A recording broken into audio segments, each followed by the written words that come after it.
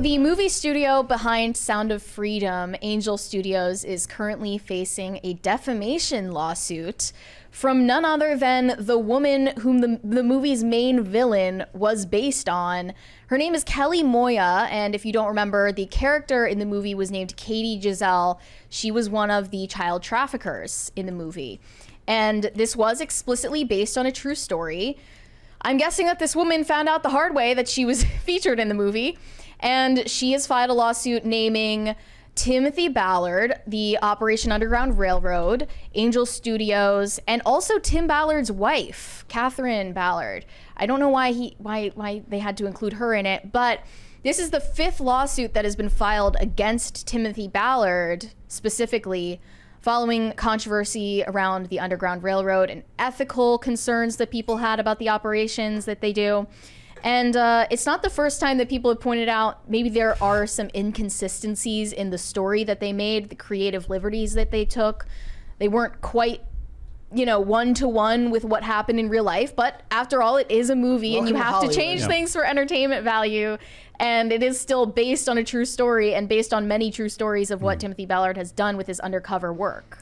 There's this great episode of the show The Librarians where one of these characters in this alternate reality, he's an FBI agent. Everything he does is the most unrealistic thing ever, where it's like he's like jumping over tables at bad guys, but he could have just walked around it. And he goes, you didn't even have to do that. Like, why did you do this? You do know that real FBI work is patient, detailed record keeping and long stakeouts, right? Like, I didn't watch Sound of Freedom and think that this was one-to-one with the whole story. They had to change some things to make it entertaining and also deliver the message behind it. Is it defamation if you're not saying, like, by the way, this is that person? Like, we're 100%. Well, it's not named after her. That's the interesting part of it. Also, the actress, the actress played Katie Giselle. The actress's name is Jessica Baroto Perryman, and this was based on this Colombian woman suing. She alleges that the character was based on her was defamatory and slanderous, but saying this is a case of who said this was based on her? I mean, I believe that they've done all this promotional work for the movie that Timothy Ballard would be asked about what it was based on, and he had to name who they were, and those are publicly available because they publish everything that Underground Railroad does, right? So it wouldn't be that far-fetched. So she says this is a case of a young Colombian woman who was tragically condemned by the defendants to the entire world as being a child trafficker without any due process or due diligence by the defendants. And again, Angel Studios is only one of the defendants in the lawsuit. They say the betrayal is highly offensive and has exposed plaintiff Kelly Moya to hatred, contempt, or ridicule in the public eye. So I'm guessing that this meant she was barred from job opportunities, or she lost friendships due to this. Yeah, and it says that she was not at any of the meetings planning the whole scene at the end of the movie. She was not at any of those. So it says the lawsuit says defendant Ballard knew from the very beginning that plaintiff Keeley was not at any of the 3 meetings where Operation Triple Take was planned, yet he testified she was at the meeting. So she's saying he lied about that. According to the lawsuit, Ballard gave Eduardo money for the party, and the group decided to post on Facebook to invite young people to the party. According to the lawsuit, Moya was not at the meeting, a fact that was verified by court records. And she was arrested and then later released without being prosecuted. She wasn't convicted of anything. No, she was never convicted of any crimes. In the following days, on October 9th and 10th, there were more meetings and phone calls to discuss the party, and 3 other individuals were involved and said that they could bring children for the party: Samuel David Martinez, Luis Miguel Mosquera, and Natty Taborda Atencio. So those people were the ones that were involved, but not this lady. The lawsuit points that Moya was not present at the additional planning meetings, nor was she mentioned in the phone calls, as verified by court records. According to the lawsuit, Martinez worked at a modeling studio where he reportedly met Moya and where he was planning to recruit children for the party. Martinez told Moya a man from North America, one of Ballard's acquaintances, wanted to have sex with a young black girl, and that she would be paid to go to the party, as stated in the lawsuit. Okay. So, in case you guys don't remember, you didn't watch the movie, this villain is introduced as running a fake front for a talent agency where she's doing a talent search and gets this brother and sister and abducts them after they go to this hotel room. It also says that Kelly Moya has been extremely traumatized by additional new negative publicity, which has led her to attend psychotherapy. So I assume that she actually could have some grounds to sue here, unfortunately. I don't think this goes anywhere. No, Yeah, I mean, don't think so this is, again, the 5th lawsuit that Tim Ballard has gotten since this movie came out. The other ones we were talking about had to do with like alleged misconduct in undercover operations. I believe those suits have been dropped. Okay. Was there a settlement paid? I don't think so, no. Okay. Yeah. But this is a response from Angel Studios in a blog post that they actually took down from their website. I don't know how it it claimed matters that if her name isn't actually used as her name in there. It could be literally anyone. right. I'm extremely curious whether they bear a physical resemblance to the actress Jessica Baroto Perryman, who looked extremely evil. But you did say she did a great during job of looking. She evil. did. Yeah. you did say that during promotional events they said, "Oh, it was based on this person." That is like grounds, I would say. Yeah. But like to say, like, there's a difference between saying like, okay, here's the understanding of the situation that we had at the time, and we're making a movie about that. Whatever happens in court later, whether she's convicted or not convicted, has nothing to do with the idea that she had something to do with this situation. And you can say, we're going to embellish on that to shorten the plot.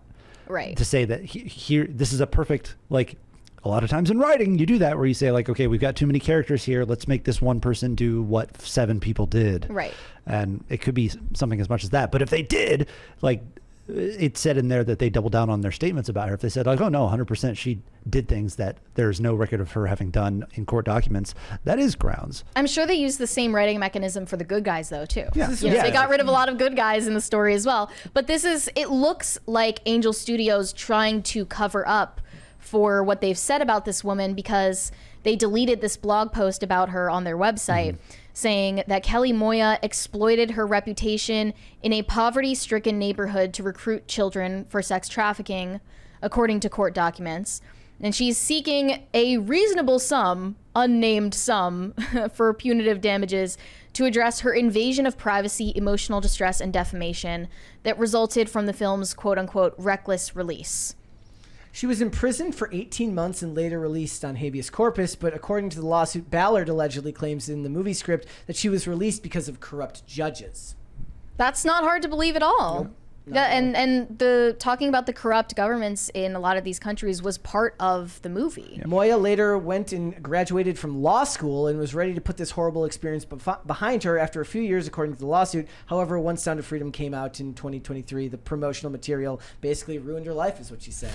Yeah, she says she's become basically public enemy #1 in Colombia after being anonymous beforehand. Doesn't it say she says she never had anything to do with any sort of like child talent agency at all? Well, here's what it that says. Could be an invention of the movie, but if they're saying that we based it on that. In the film, the character of Giselle, based on Kelly Moya, is shown to be a wealthy beauty queen with a child modeling agency known to traffic her models to the cartel in Colombia. None of that is true according to the lawsuit. The lawsuit says that Kelly Moya never actually won the popularity contest she entered into. She represented her neighborhood in a competition, which was a contest to become an ambassador for her neighborhood, according to the suit. They also reveal that Kelly Moya reportedly never had a modeling agency for children. Kelly was not well known to anyone in Colombia outside of her close family and friends, it continues. A lot of times this doesn't matter, because when they're making movies like this that are based on a true story, they'll make one character that's like an amalgamation of several characters. Yeah. So I don't see how this ends up flying in court. It's kind of necessary, right? Yeah. And now you're stifling their creative expression by not allowing them to do that, especially when they didn't name you. just- And yeah, who the knows only if difference this is if- actress even resembles her physically. The only thing I can come back to is you said that there may have been moments in promo where they were tying that character to this person, and if he said that, then there's grounds there, but it has nothing to do with the movie. Well, how does Underground Railroad even get funding from donors unless they publicize the stories of their undercover operations, right? So in a way, they kind of have to publish this information and name people that they have gotten arrested. I'm interested what she alleges her involvement in that particular operation was in the first place. It sounds like she's saying like, oh no, I was just involved, but I wasn't involved. Well, according to the lawsuit, she says that in the sting operation, she was mistaken for someone else. Oh, well, maybe the movie mistook her for someone else. That could happen Let's move to on. anybody. Could that happen to anyone? Anybody. Could it though? Yeah. I don't know. All I know is that she did spend 18 months in prison. Yeah. So it's just up in the They air. were mistaken that she was somebody else as well. That's why they let her out. Yeah. Well, we'll see where this goes. It's I've never seen. It does seem like a barrage of lawsuits that are like, It's designed to on get you $10. to. It's designed to dissuade them from making future projects Yeah. on stuff based like this too. And it's not just that, guys. Like they've got other projects coming out. They have a movie coming out starring Terry Chen and Greg Kinnear called Sight. So that's like this next project that they bought the rights to it. They didn't Angel make Studios? Yes, they didn't make it themselves, but they bought the rights to it. And I like Terry Chen as an actor. He was in a show called Continuum that I really liked. But it's not just that. There's just And involved in their deal with Amazon, right? Angel Studios is producing this show called Testament, correct. which is depicting events in the Book of Acts. Yeah, and one of the Correct? great things that you can do if you are part of this the culture war right now and you want to stop a place like Angel Studios from really getting a foothold in the industry is to just bury them in lawsuits and make it financially impossible for them to grow. Yeah, like, is this really about Timothy Ballard? Is it really about Underground Railroad? Or is it more so that you want to stifle Angel Studios because they're making material that you ideologically object to? Exactly, and unfortunately that's going to keep happening going this direction because when you open a movie studio that has a certain political tie to it, and whether they like it or not, there is.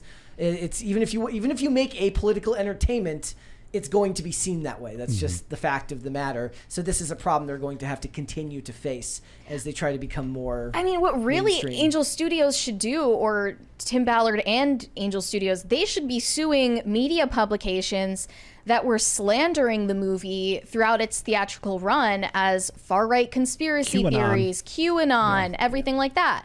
They should be suing for defamation if anyone has grounds to do so. But They're not that's gonna just my win opinion. either. Like the thing about the people at Angel Studios is they have a very deep love for what they're doing, and they seem to find it to be a calling more than anything else. So they really believe in the power of the storytelling that they're trying to do.